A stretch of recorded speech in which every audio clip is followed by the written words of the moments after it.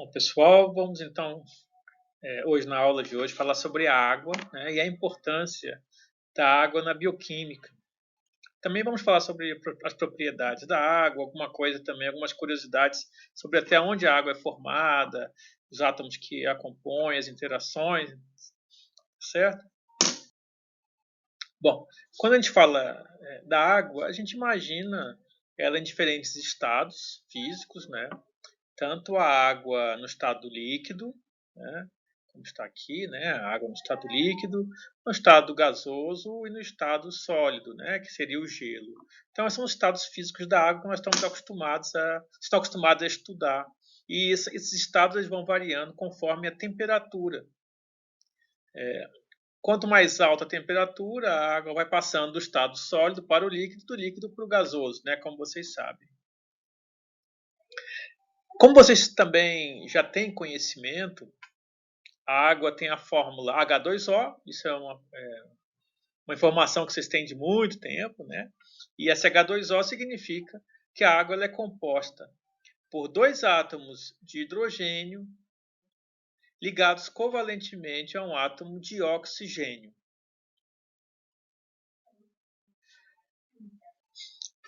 Aqui está mostrando, esse slide está mostrando de novo a molécula de água. E eu queria deixar uma curiosidade, né? Os dois átomos de hidrogênio e esse átomo de oxigênio.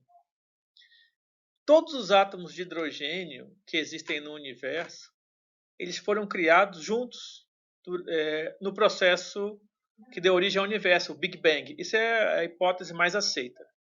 Há mais de 13 bilhões de anos. Então, as moléculas de água que você tem no seu corpo, elas têm hidrogênio, e esse hidrogênio tem mais de 13 bilhões de anos no seu próprio corpo. Já o oxigênio, como ele é um átomo mais pesado, ele não foi criado no Big Bang, ele foi criado no núcleo de alguma estrela antiga, provavelmente mais massiva do que o próprio Sol, que explodiu. Mas antes disso, ela foi criando átomos mais pesados, dentre eles o oxigênio.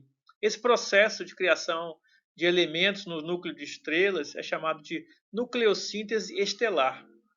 Então você já é bem velhinho, né? Porque você tem átomos de 13 bilhões de anos no seu corpo. No universo, existe essa dúvida: onde é que tem água no universo? Será que a água só tem no planeta Terra? Hoje em dia se sabe o seguinte, que a água pode ser encontrada em diversos lugares do universo. E um dos lugares, dos corpos cósmicos onde se encontra água, são as nebulosas. Nebulosas são grandes nuvens de poeira cósmica, hidrogênio, hélio. Essas nebulosas são tão grandes, elas podem ter centenas de anos-luz de diâmetro, né? E essas nebulosas, elas são formadas por material, detritos de estrelas que explodiram.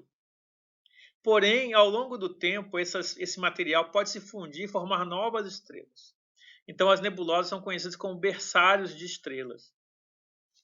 Elas, como se fossem, criam novas estrelas. Até tem uma nebulosa, uma estrutura aqui, né, que foi chamada pela NASA de pilares da criação, na nebulosa de Águia. Esses pilares seriam estruturas que estariam dando origem a novas estrelas, novos mundos. Aqui eu tenho a nebulosa de Órion, aqui a gente vê bem, né, a forma de nuvem da nebulosa de Órion.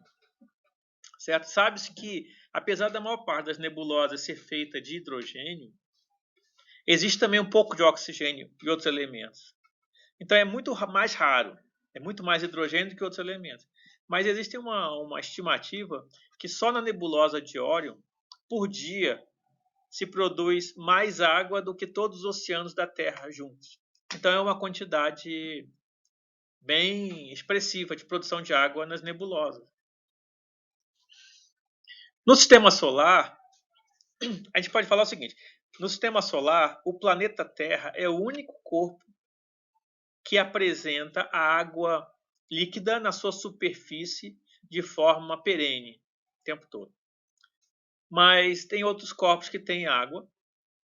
Por exemplo, ela é encontrada em asteroides e cometas, né? Asteroides são detritos que vieram da formação do sistema solar, que permaneceram. Asteroides, aqui tem um asteroide, né? Ele já tem uma região do sistema solar que é o cinturão de asteroides, que fica entre Marte e Júpiter. E os cometas são grandes corpos que ficam pelo sistema solar, em órbita do Sol também, né? E eles são formados muito por água em estado gelo, no caso, né? Estado sólido, assim como nos asteroides também. Em relação aos Marte, existe uma grande preocupação ou interesse de achar vida, água em outros planetas do sistema solar. Por exemplo, se tiver água, aumenta a probabilidade de ter seres vivos.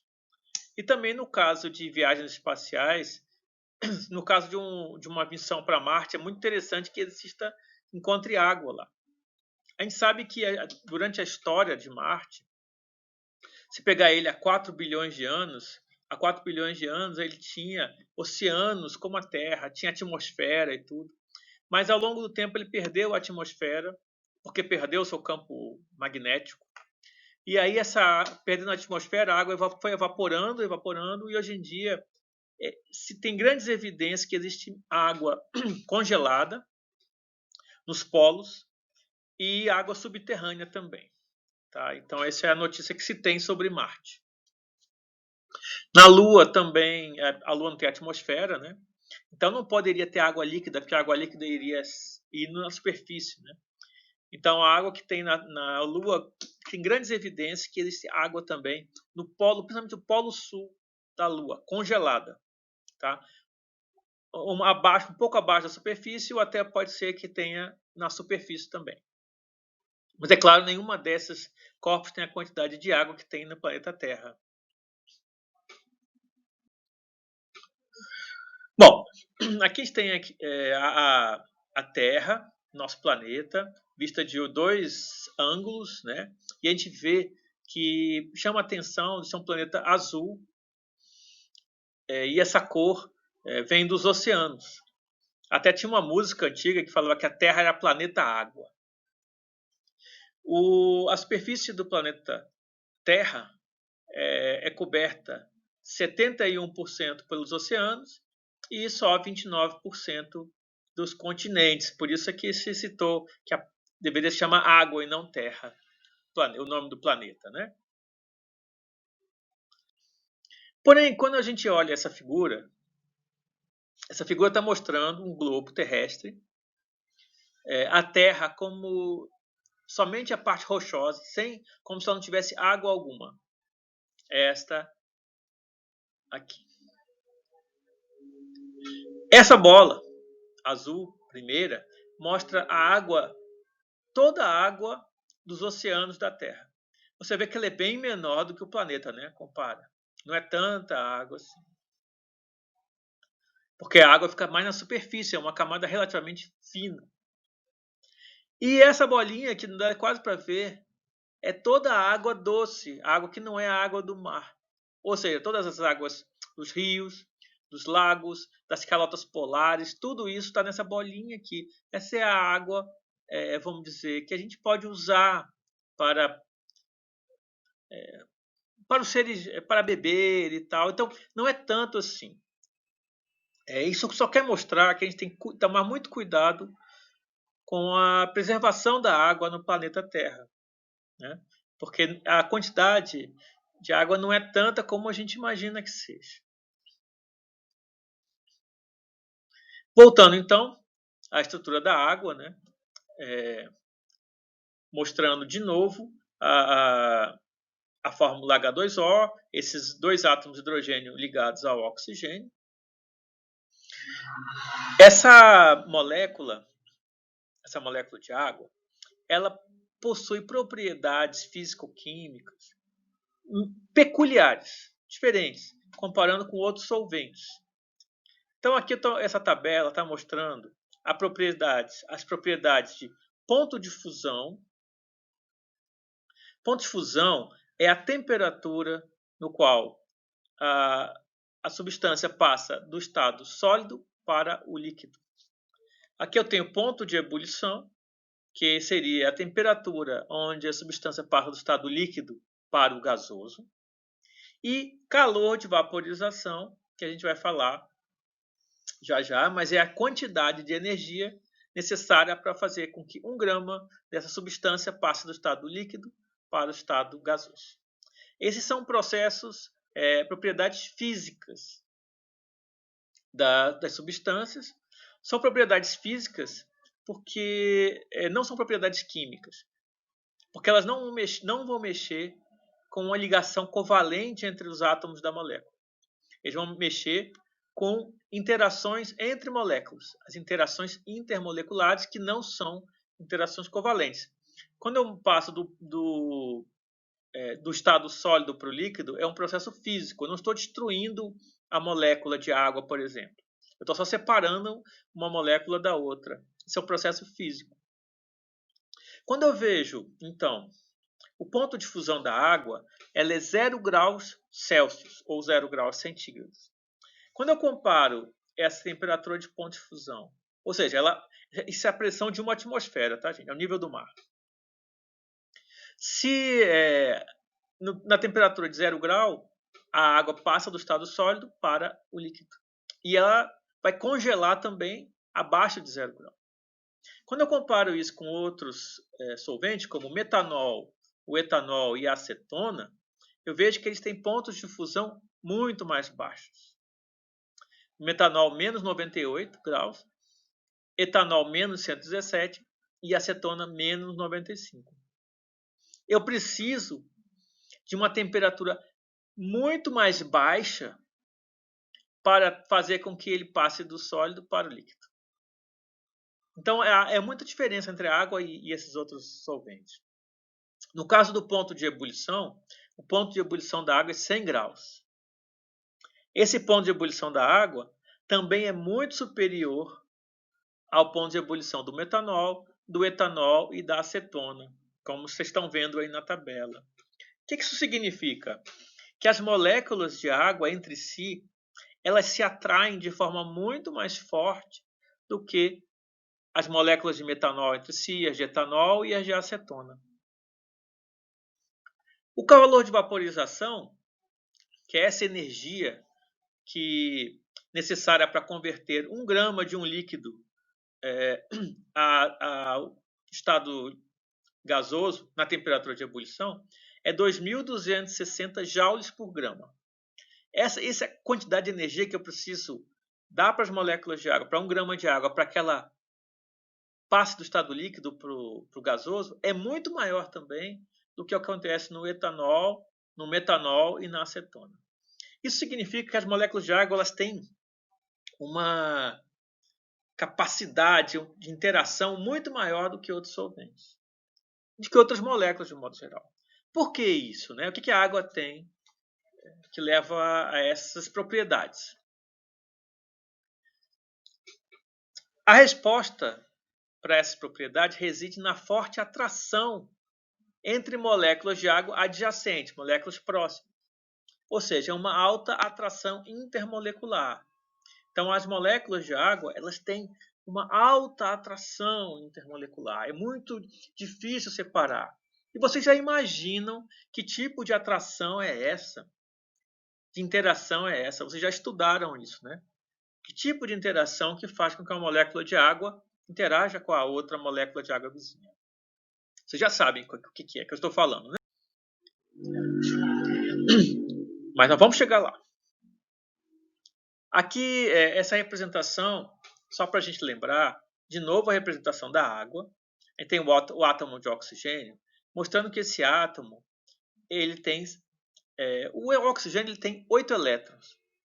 Ele tem 2 elétrons na primeira camada e 6 na segunda. 1, 2, 3, 4, 5, 6. 2 deles estão fazendo ligações covalentes com o hidrogênio. O hidrogênio só tem 1 elétron, né? Um hidrogênio aqui, o elétron de um hidrogênio e um elétron do outro hidrogênio. Isso aqui, então, são 2 ligações covalentes. Essa ligação e essa ligação. Numa ligação covalente, os elétrons são compartilhados entre 2 átomos. Só que, dependendo da eletronegatividade do átomo, esse elétron vai estar mais próximo de um elemento ou do outro. Entre o oxigênio e o hidrogênio, existe diferença de eletronegatividade? Vocês sabem que sim, né? As moléculas de água, então, elas interagem uma com a outra. Aqui está mostrando duas moléculas de água. E aqui está mostrando que elas interagem. Esses três tracinhos aqui representam uma interação que chama ligação de hidrogênio, que também era chamada de pontes de hidrogênio, ou ligações de hidrogênio. No caso, está mostrando aqui a ligação de hidrogênio seria a ligação desse hidrogênio aqui com esse oxigênio da outra molécula de água. E a gente vai ver como é que se forma uma ligação de hidrogênio, né? Definindo devagarzinho o que é uma ligação de hidrogênio. Uma ligação de hidrogênio, em uma ligação de hidrogênio, eu preciso ter hidrogênio. Esse átomo de hidrogênio, ele é compartilhado por dois outros átomos. O hidrogênio, ele é meio que compartilhado por dois outros átomos. O hidrogênio vai estar ligado covalentemente a um átomo e vai estar fazendo a ligação de hidrogênio com um outro átomo. Como isso ocorre? Quando o hidrogênio, que é um átomo pouco eletronegativo, está ligado covalentemente a um átomo muito eletronegativo, como é o caso do oxigênio e o nitrogênio, existe o que a gente chama do aparecimento de cargas parciais. A carga parcial, como o nome diz, ele não chega a ser uma carga total, né? A gente lembra, né, que quando eu tenho um átomo, os elétrons têm cargas o quê? Negativa ou positiva? Elétron de carga negativa, né? E os prótons cargas positivas.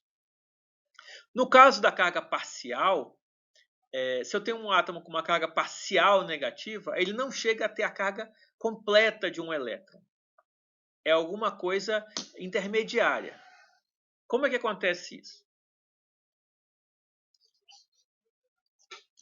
Se eu tenho o oxigênio, aqui, vamos olhar aqui, o oxigênio ligado covalentemente ao hidrogênio. O oxigênio, ele tem uma eletronegatividade maior do que a do hidrogênio. O que é eletronegatividade? É a capacidade de atrair elétrons numa ligação covalente. Então, como o oxigênio atrai elétrons, e o elétron tem carga negativa, o oxigênio fica com uma carga parcial negativa. Essa letra é um delta, é a carga parcial, pode ser negativa. E o hidrogênio, como ele perde, vamos dizer, o elétron, ele não perde completamente, mas ele fica mais afastado do elétron, o hidrogênio foi com carga parcial positiva.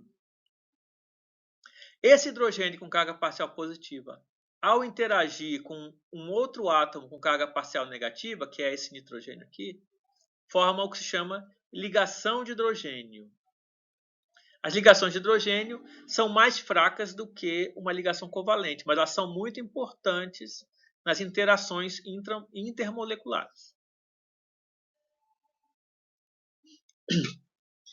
Então, revendo o que a gente tinha falado, aqui eu tenho uma tabela periódica, e aqui em vermelho eu tenho a posição onde está o hidrogênio e a posição onde está o oxigênio na tabela periódica. Se eu pegar a tabela periódica e seguir essa seta e essa seta, quanto mais para o fim da seta, né, eu tenho átomos mais eletronegativos. Então o oxigênio ele é muito eletronegativo, porque está aqui, ó. Já os átomos que estão mais para cá, eles são pouco eletronegativos, como é o caso do hidrogênio. Quando vocês aprendem na escola, né, vocês aprendem que o flúor, por exemplo, é muito eletronegativo, né? O oxigênio é muito eletronegativo. Cloro, nitrogênio, tá? E a eletronegatividade, então, é a capacidade que determinado átomo possui de atrair os elétrons em uma ligação covalente para si, quando ligado a um elemento químico diferente. Então, numa ligação entre o oxigênio e o hidrogênio, O oxigênio atrai os elétrons para ele. Ele tem uma maior eletronegatividade. Quando o oxigênio atrai os elétrons, ele fica com carga parcial o quê? Negativa ou positiva? O oxigênio atraiu o elétron. O elétron tem carga negativa, né? Então o elétron com carga negativa vai ficar mais perto do oxigênio. O oxigênio fica com carga parcial negativa. E o hidrogênio com carga parcial positiva. E aí a gente vê essa molécula de água com as suas cargas parciais, né? Oxigênio, carga parcial negativa. Está mostrando aqui carga parcial negativa dos dois lados do oxigênio. E aqui eu tenho carga parcial positiva no hidrogênio, carga parcial positiva no outro hidrogênio. Aqui mostrando o ângulo que forma, né, de 104,5 graus entre os dois átomos de hidrogênio. Você pode imaginar que esse hidrogênio aqui pode formar uma ligação de hidrogênio. Esse hidrogênio pode formar uma ligação de hidrogênio. Esse oxigênio pode formar ligação de hidrogênio também. Qual será o máximo de ligações de hidrogênio que a molécula de água pode fazer, né? Será que são 3? Então aqui está mostrando de novo aqui uma representação de duas moléculas de água. Eu tenho cargas parciais positivas nos hidrogênios, né? Das duas moléculas, carga parcial positiva. E os oxigênios têm carga parcial negativa. Um oxigênio com carga parcial negativa interagindo com o hidrogênio com carga parcial positiva forma o quê? Uma ligação de hidrogênio. Aqui eu estou mostrando essa molécula de água formando uma ligação de hidrogênio uma com a outra, mas na verdade elas podem formar mais que uma. Aqui essa figura mostra exemplos de ligação de hidrogênio. Não necessariamente, aqui no caso não está falando de moléculas de água. Está falando que as ligações de hidrogênio elas podem acontecer, na verdade, em diversas moléculas biológicas. Geralmente, para ter o átomo, a ligação de hidrogênio, eu tenho que ter o hidrogênio, né? Aqui tem 1, 2, 3, 4, 5, 6 exemplos de ligação de hidrogênio, mas sempre o hidrogênio está ligado a um átomo eletronegativo. Esse átomo eletronegativo pode ser o oxigênio ou pode ser o nitrogênio nas moléculas biológicas. Esse átomo eletronegativo, que está ligado ao hidrogênio, ele é chamado de doador do hidrogênio. Vai ter um outro átomo que vai fazer a ligação de hidrogênio com o hidrogênio. Esse átomo também normalmente é um oxigênio ou um nitrogênio. Ele é chamado de aceptor de hidrogênio. Então, toda ligação de hidrogênio ela precisa ter o hidrogênio, precisa ter um doador do hidrogênio, precisa ter um aceptor do hidrogênio. É importante que as ligações de hidrogênio possuem energia muito menor que as ligações covalentes, tá? Só para vocês terem uma ideia, uma ligação de hidrogênio ela é mais ou menos 20 kJ por mol. E uma ligação covalente, mais ou menos 460 kJ por mol para uma ligação entre o oxigênio e o hidrogênio. E uma coisa que é interessante também é que as ligações de hidrogênio elas são direcionais, depende do ângulo. As pontes de hidrogênio mais fortes são aquelas que os átomos estão na mesma linha, como aqui, ó. São colineares. O oxigênio, o hidrogênio e o outro oxigênio estão na mesma linha, ela está mais forte. Quando eu tenho um ângulo, como aqui, a ligação de hidrogênio ela perde a força. Então, essa é uma característica também das ligações de hidrogênio. Que eu estou chamando, às vezes, de ponte de hidrogênio também, tá? Mas é mais considerado correto hoje em dia ligações de hidrogênio. Bom, eu tinha perguntado quantas ligações de hidrogênio uma molécula de água faz. Vai depender se ela está em estado líquido ou se ela está em estado sólido. No estado líquido, a 25 graus, as ligações de hidrogênio elas não são fixas. Elas ficam se quebrando o tempo todo. A meia-vida de uma ligação de hidrogênio é 10 a menos 9 segundos, quer dizer, 1 nanosegundo ela quebra, forma e quebra a cada 1 nanosegundo. É muito rápido. Quebra e forma o tempo todo. Agora, em média, na água líquida, a 25 graus, uma molécula de água está fazendo 3,4 ligações de hidrogênio com moléculas de água vizinha. Algumas estão fazendo 3, algumas estão fazendo 4. Em média, 3,4 ligações de hidrogênio. No gelo, que é a água em estado sólido, já é diferente. No gelo, cada molécula de água faz 4 ligações de hidrogênio com as moléculas vizinhas, no gelo. Esse fato dela fazer 4 ligações faz com que a distância entre as moléculas de água fique maior no gelo do que na água líquida. Isso faz que o gelo tenha menor densidade do que a água líquida, e aí faz com que o gelo flutue na água. E que o gelo tenha maior densidade que a água líquida.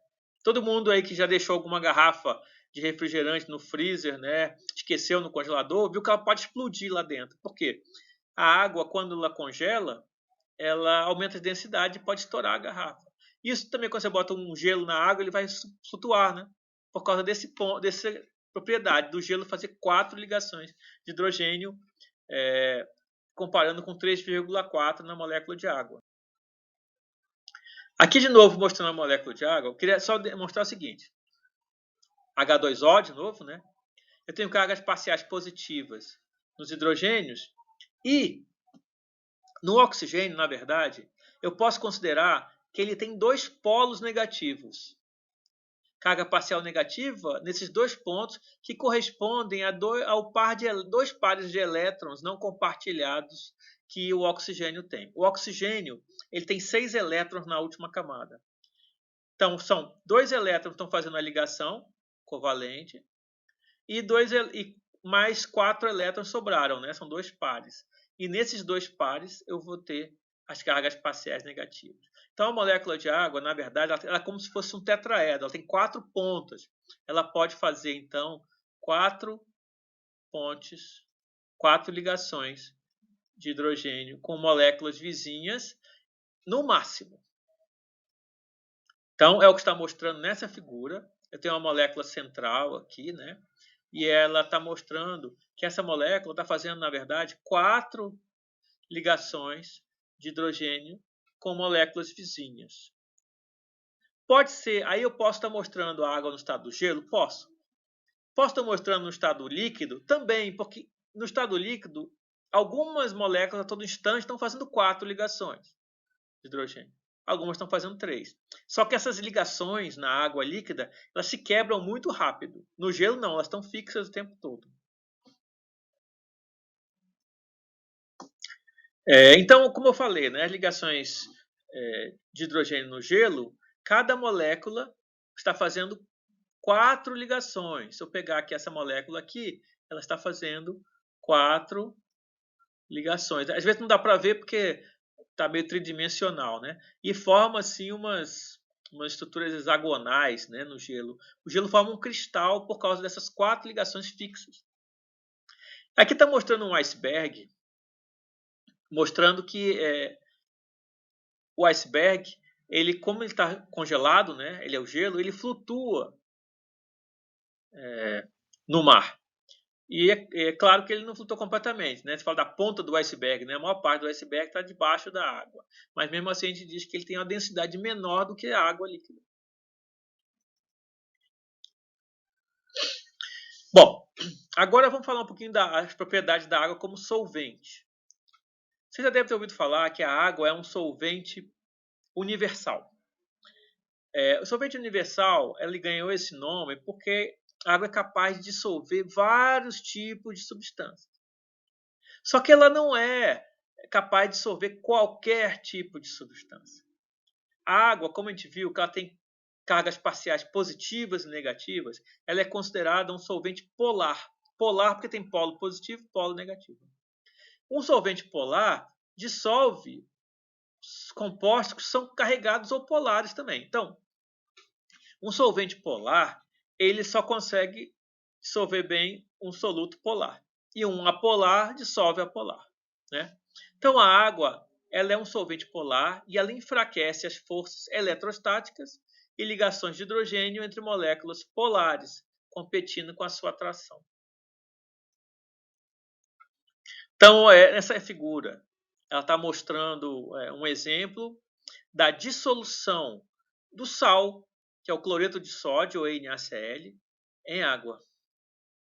Então, aqui a gente pode olhar assim, o cloreto, né, Cl-, o sódio, Na+, né, ele forma um cristal, né, o cloro, sódio, né.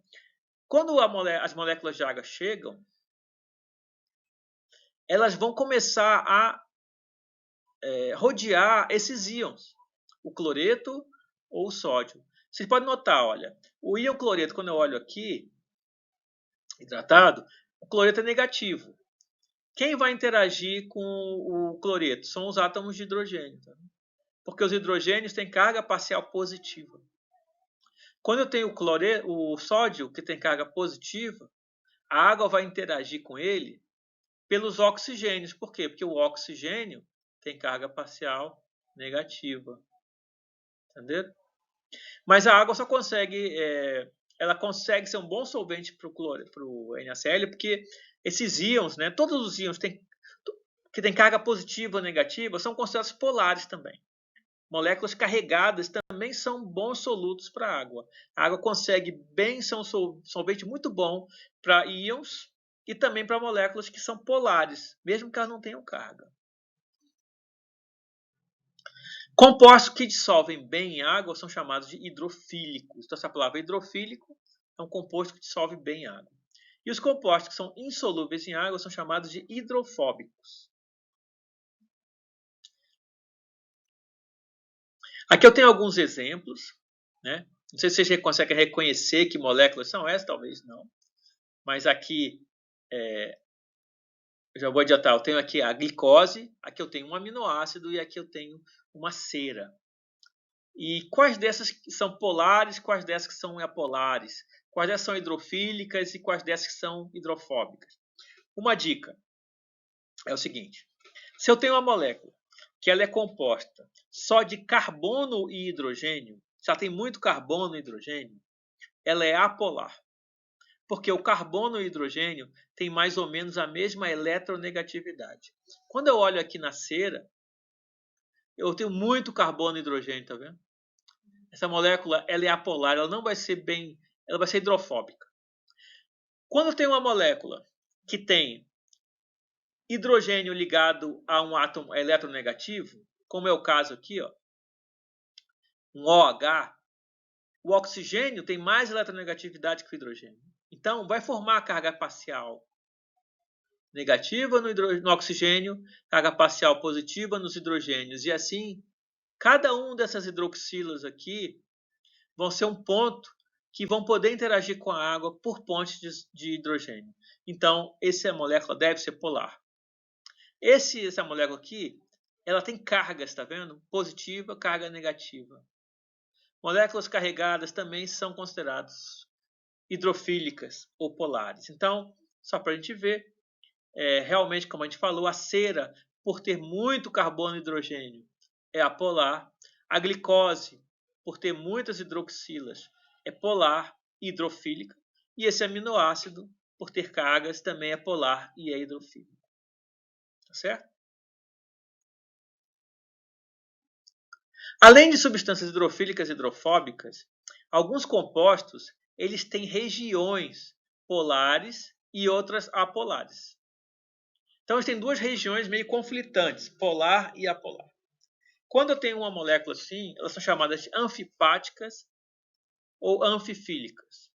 Então, eu tenho um exemplo aqui, um aminoácido, fenilalanina, né? Tem uma região da fenilalanina que só tem carbono e muito carbono e hidrogênio. Essa região aqui é apolar. Apolar.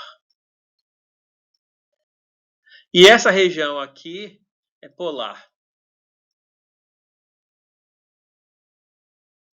Tá? Então, essa molécula é considerada anfipática ou anfifílica. Aqui embaixo tem um outro exemplo muito importante, que é um exemplo de um fosfolipídio.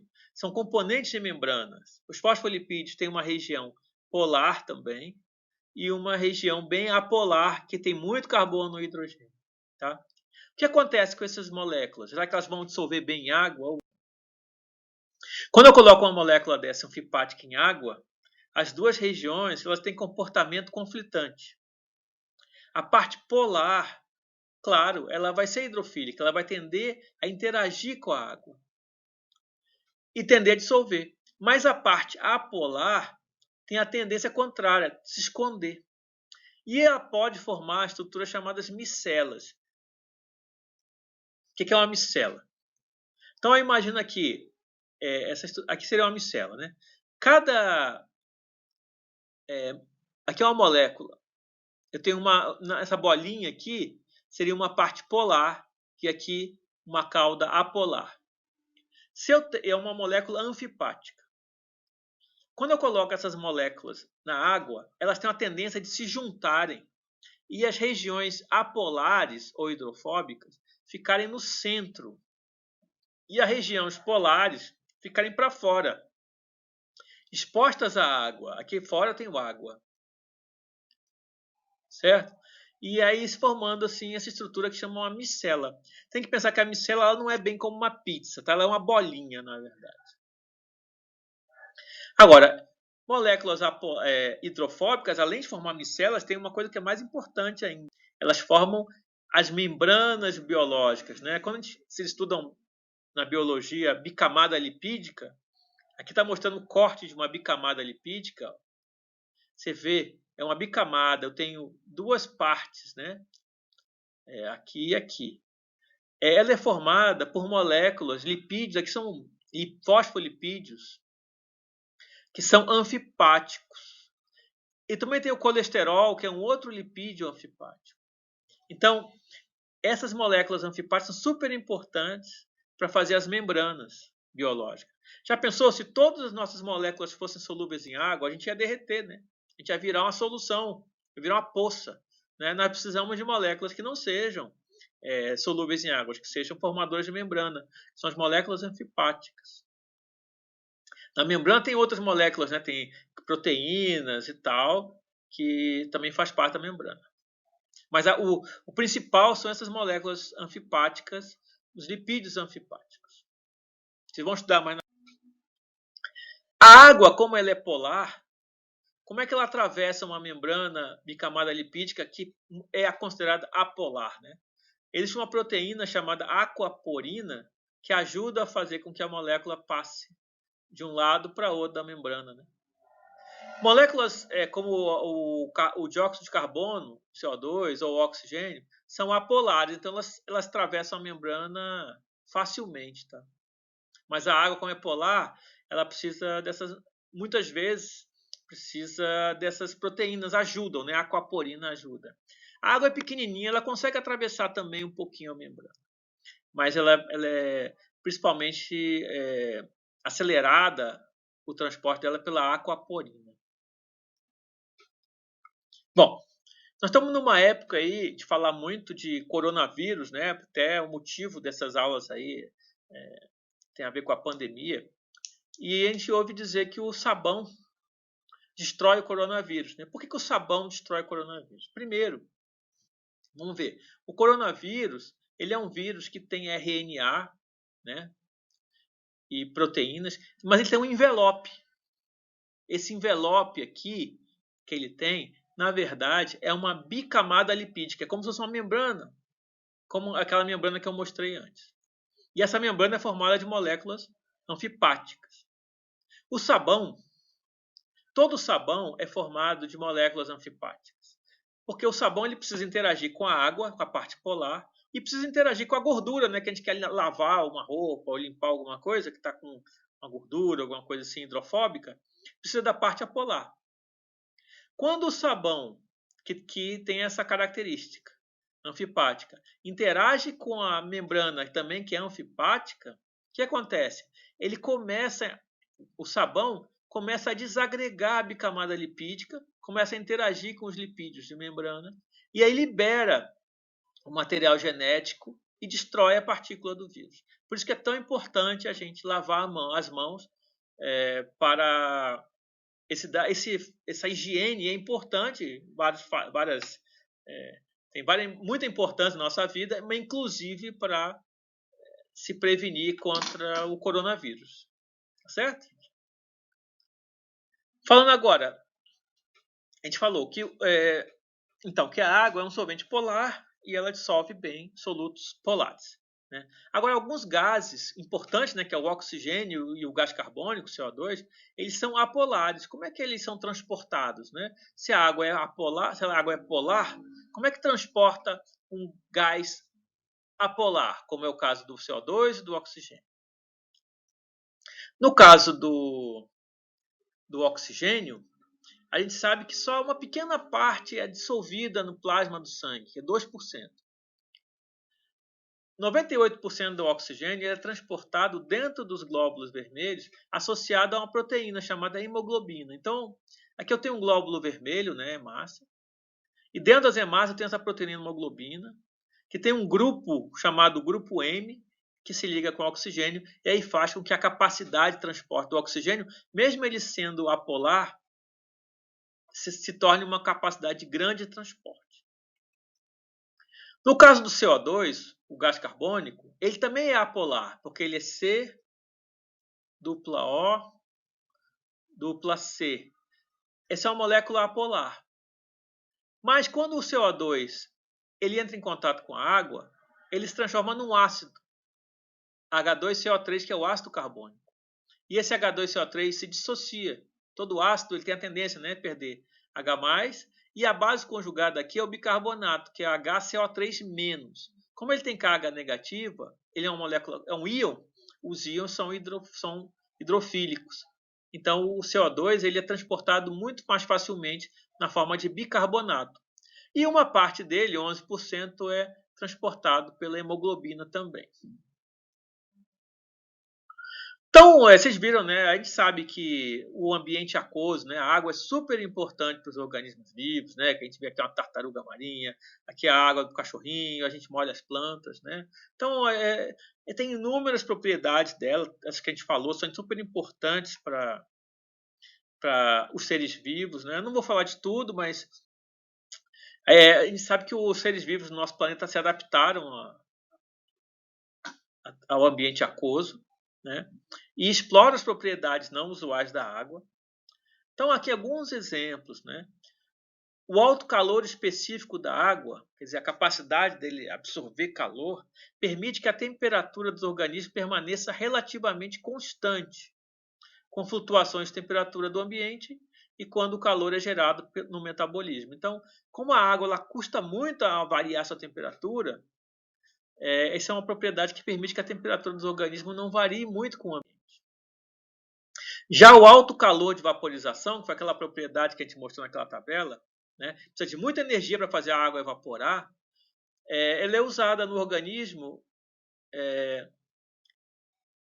para escoar o excesso de calor no suor. Né? Quando a gente faz um exercício muito grande, tal, começa a suar, qual é a função do suor? Ele libera a água, né, pelas glândulas sudoríparas na nossa pele, e o calor ele vai sendo absorvido por essa água até ele evaporar. Mas como a água precisa de muito calor, ela é muito eficiente para baixar a nossa temperatura. É isso que eu quero dizer. Isso é graças ao calor de vaporização. E o fato da densidade do gelo ser menor do que da água líquida também é uma vantagem muito grande. Você imagina num lugar assim frio, como está mostrando aqui, né? Num lago. O lago ele congela sempre de cima para baixo. Na superfície do lago ele começa a congelar e forma uma camada de gelo na superfície. Embaixo do gelo continua a água líquida. Você pode continuar tendo peixe, pode continuar tendo plantas, micro-organismos e tal. Se o gelo formado ele fosse ter essa densidade mais alta, ele ia descer para o fundo do lago. E aí a água que está em cima ia formar gelo de novo e ia descer mais. No final de algum tempo, todo o lago estaria congelado. completamente congelado. E provavelmente nosso planeta estaria numa permanente idade do gelo, que não seria bom para a gente, né? A água compõe grande parte da massa dos seres vivos, como vocês sabem. No caso da água viva, chega a ser mais de 95% da água viva é composta por água. No caso do ser humano, tem uma diferençazinha entre homens e mulheres. No caso dos homens, entre 60% e 63% da massa, do peso corporal, da massa corporal, é água. E no caso das mulheres, entre 50% e 55%. Quer dizer, grande parte do nosso corpo é formado de água. E essa água, ela está dividida, é muito interessante, né? Como é que está distribuída essa água no nosso corpo, né? A gente imaginaria, é no sangue. Não, não é. 66% da água que está no nosso corpo tá dentro das células. É no fluido intracelular. Interessante, né? Eu fiz um cálculo aqui para um homem de 70 quilos. Isso corresponderia a 28 litros de água que nós temos dentro da nossa... Esse homem teria na sua célula. Dentro das suas células, no total. 26% da água está no fluido intersticial. O fluido intersticial é a região que tem entre as células. A célula não é engrudadinha, mano. Tem um líquido que banha as células, que está fora das células. Então, 26% da água estaria ali e corresponderia mais ou menos a 11 litros de água. O plasma sanguíneo, né, que é a parte líquida do sangue, conteria 3 litros de água para esse homem. E o líquido do cérebro espinhal, 1 litro. Então, seria a distribuição. A maior parte da nossa água está dentro das células, mas tem muita água no líquido intersticial. Também menos no plasma sanguíneo e menos no líquido cérebro espinhal.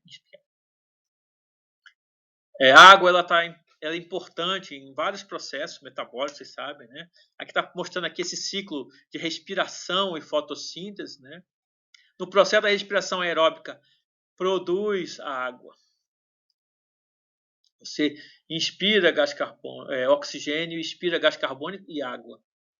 Já a fotossíntese utiliza a água, por isso você precisa regar a planta, né? A água ela é usada no processo de fotossíntese para gerar, no caso, glicose e oxigênio. Tá? A água também ela é usada nos processos de digestão. Aqui está mostrando a sacarose, né, o açúcar. Como é que ela é quebrado? É uma reação de hidrólise. Hidrólise é a quebra com a água. Então está mostrando uma enzima aqui, a invertase, que adiciona água na sacarose, formando glicose e frutose, que são seus componentes.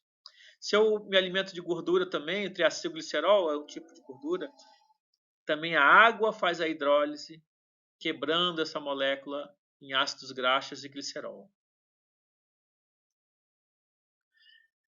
As proteínas são moléculas super importantes para a gente e elas podem estar numa forma, elas são feitas numa forma desenovelada que não tem atividade nenhuma, mas elas precisam chegar numa forma tridimensional final. E essa forma, aqui essas bolinhas pequenininhas vocês estão vendo, vocês estão vendo aqui em volta da proteína, estão aqui, são moléculas de água. Então a água ajuda no processo do enovelamento das proteínas para elas chegarem na sua forma final. É o solvente ajudando a fazer a proteína assumir a sua forma tridimensional. Tá certo? Então, assim, são alguns exemplos da importância da água na bioquímica que vocês vão ver cada vez mais aí durante o curso.